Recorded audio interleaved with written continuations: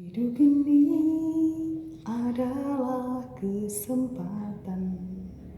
Hidup ini untuk melayani Tuhan.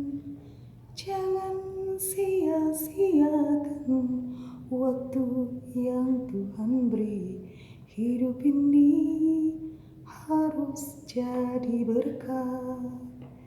Salam sehat dan tetap semangat bersama saya, Suster Irene Haka. Teman-teman, kita sekarang akan membahas tentang bimbingan konseling. Sebelum kita membahas panjang lebar tentang bimbingan konseling, ada baiknya kita memahami apa definisi dari bimbingan dan konseling. Bimbingan adalah cenderung digunakan untuk membantu seseorang mengeluarkan potensi positifnya. Sementara konseling digunakan untuk membantu mereka yang merasakan memiliki perasaan negatif, sedih, stres, depresi, agar cenderung ke arah netral dan akhirnya menjadi positif. Mereka yang mendampingi orang yang bermasalah dipanggil sebagai konselor, sedangkan yang mengalami permasalahan, yang mengalami perasaan negatif dikatakan sebagai klien atau konseling. Teman-teman, tujuan konseling ini adalah untuk mengenali dan meredakan perasaan klien yang negatif. Contohnya tadi perasaan sedih, stres, atau depresi. Dan yang kedua, membantu klien mengenali diri sendiri dan memahami masalah yang dialami. Dan yang ketiga, membantu klien mampu mengambil keputusan yang tepat. Dan yang pasti yang keempat adalah klien mampu melaksanakan keputusan yang telah dipilihnya. Apa sebenarnya indikator keberhasilan konseling?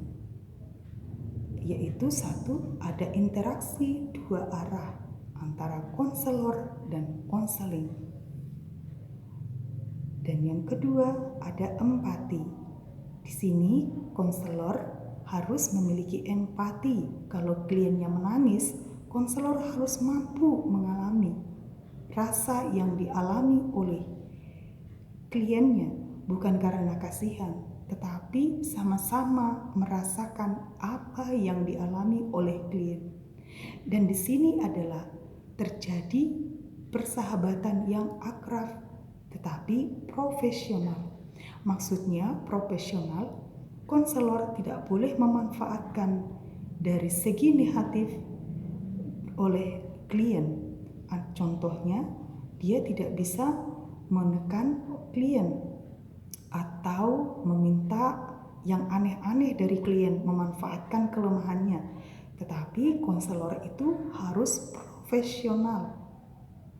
Nah, yang ketiga, proses pembelajaran klien dan proses terapeutik, yaitu klien mampu berubah dengan pilihannya sendiri, dengan diambil secara bebas, bukan karena disuruh-suruh oleh konselor, bukan karena diberi hukuman atau diancam oleh konselor kalau tidak mau berubah. Tetapi ini adalah keputusan pilihan bebas oleh konseling. Nah, menurut Rogers, konseling adalah serangkaian kontak hubungan langsung terhadap individu dengan tujuan untuk membantu merubah sikap dan tingkah laku. Perlu kita ingat, konselor adalah membantu, bukan menjadi jalan keluar, tetapi membantu konseling untuk menemukan jalan keluar bagi permasalahannya. Dan yang keempat, adanya penggunaan metode dan teknik konseling. Nah, jadi kalau konselor itu mendampingi kliennya, dia harus membantu memonitor benar atau bagaimana caranya konseling melaksanakan keputusan bebasnya. Harus ada monitoring, harus ada evaluasi supaya perubahan yang dialami oleh konseli tidak hanya jangka pendek tetapi jangka panjang.